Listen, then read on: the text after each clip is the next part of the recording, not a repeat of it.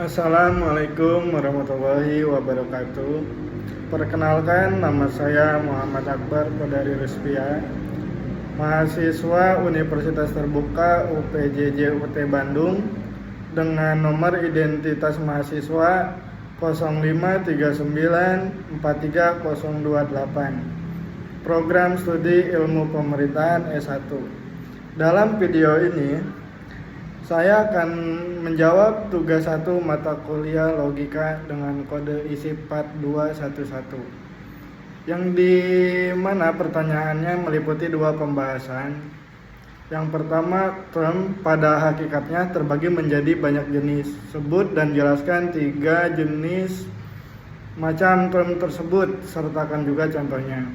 Yang kedua, jelaskan dan berikan contoh bentuk sesat pikir atau logical fallacy, juga bagaimana agar terhindar dari logical fallacy tersebut.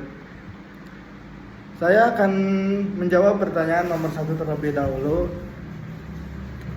Term memiliki banyak jenisnya.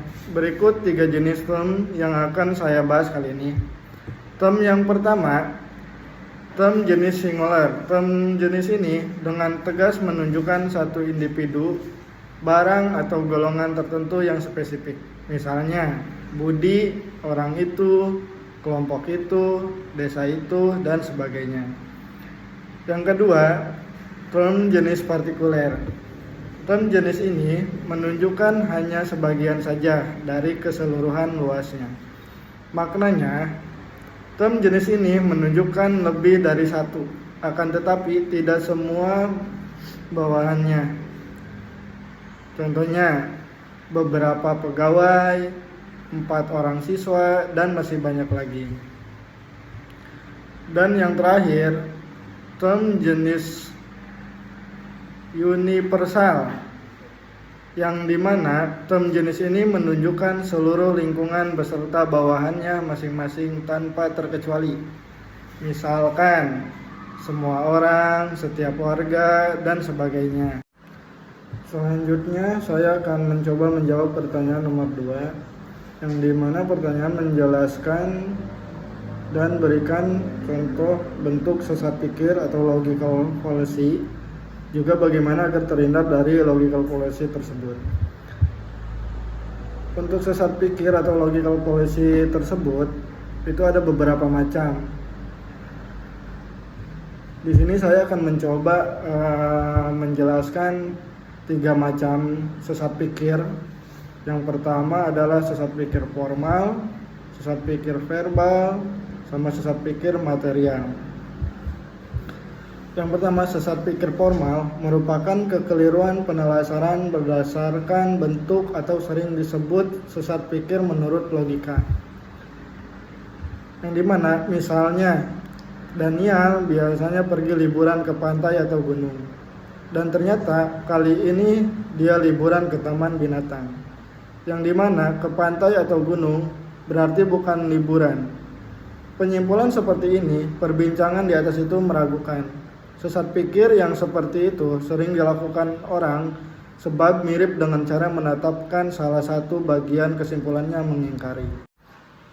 Sesat pikir yang kedua, sesat pikir verbal, adalah kekeliruan berdasarkan kata-kata, yakni bertalian dengan penggunaan yang salah atau kemakna gandaan dari suatu kata, dan dikenal juga sebagai sesat pikir arti kata.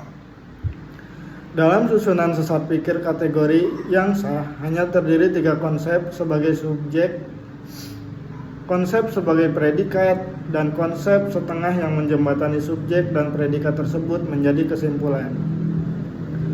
Contohnya, kambing hitam adalah hewan.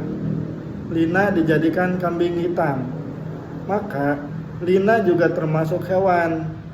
Kata kambing hitam berperan sebagai konsep tengah pada contoh di atas bermakna ganda. Sehingga sesat pikir tersebut mengandung beberapa konsep, yakni kambing hitam sebagai hewan dan sebagai orang yang dikorbankan. Sesat pikir yang ketiga, sesat pikir material, yang dimana sesat pikir material adalah kekeliruan penalaran berdasarkan isi, yaitu menyangkut kenyataan-kenyataan yang sengaja atau tidak sengaja disesatkan. Sesat pikir itu terjadi dalam suatu perbincangan induksi karena membuat umum sesuai hal berdasarkan contoh-contoh yang terlampaui sedikit. Misalnya, banyak diantaranya berpenampilan tertutup atau terlihat lebih islami itu sebagai teroris. Kemudian menyimpulkannya orang Islam yang terlihat islami dan tertutup adalah teroris. Perumusan yang luas dari bahan yang ada jauh melampaui lingkup bahan pembuktiannya.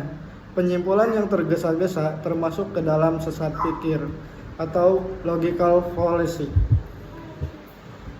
Berikut adalah beberapa cara agar terhindar dari sesat pikir atau logical fallacy, yang dimana pertama, mempelajari jenis-jenis logical fallacy agar bisa terhindar dari tipu muslihat orang lain. Yang kedua, membuat poin-poin yang akan dikatakan sebelum menyampaikan argumentasi. Yang ketiga, melakukan crossback atau memastikan kembali kepada orang terkait kebenarannya. Demikian video penjelasan dari saya. Semoga materi yang saya sampaikan jelas, dan apabila ada kekurangan mohon dikoreksi. Terima kasih. Wassalamualaikum warahmatullahi wabarakatuh.